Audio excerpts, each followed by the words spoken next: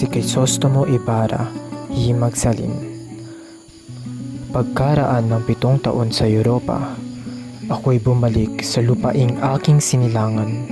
Hindi dala ang espada, kundi mga ideya at isang pangarap para sa bayan. Ang edukasyon, ang susi sa pagkising ng isang bayan, na ang kaalaman ang magpapalaya sa atin mula sa kamangmangan at pang-aapi.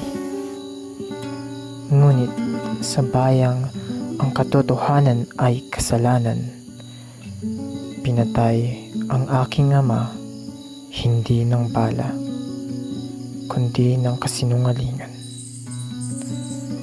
Sa bawat pangarap may kapalit, at sa bawat tanong may kaparusahan.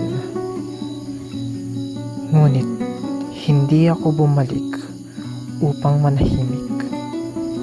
Ako'y bumalik upang lumaban, hindi sa dahas, kundi sa katotohanan. Kung ang pagbabago ay isang krimen, handa akong hatulan ng kasaysayan.